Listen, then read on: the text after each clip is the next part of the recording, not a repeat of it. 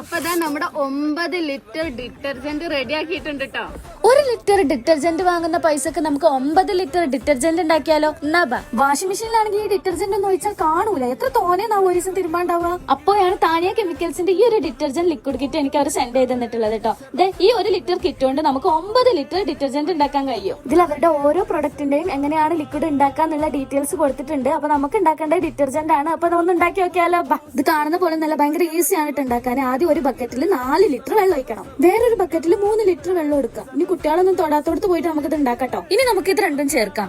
ഈ കല്ലുപ്പ് പോലെയുള്ളത് ഈ 4 ലിറ്റർ വെള്ളം എടുത്ത ബക്കറ്റിൽ നന്നായിട്ട് ചേർക്കാം.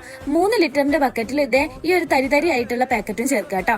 എന്നിട്ട് 2 മണിക്കൂർ നമുക്കിത് റെസ്റ്റ് ചെയ്യാൻ വെക്കാം. 2 മണിക്കൂറിന് ശേഷം ഇത് രണ്ടും ഒന്നാക്കാട്ടോ. എന്നിട്ട് ഈ ഒരു 1 ലിറ്ററിന്റെ ഈ ലിക്വിഡ് ഇല്ലേ, ഇത് നമ്മൾ ഒഴിക്കണം. എന്നിട്ട് ഈ ഒരു ഉപ്പും പാക്കറ്റ് ഇല്ലേ, ഇതെടുത്തിട്ട് 1 ലിറ്റർ വെള്ളത്തിൽ നന്നായിട്ട് മിക്സ് ചെയ്യാം.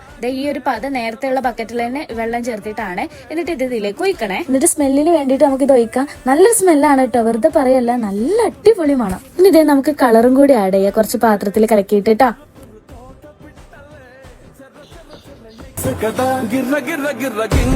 ഫൈനലി ഞാനിതാ എല്ലാം റെഡി ആക്കിയിട്ടുണ്ട്.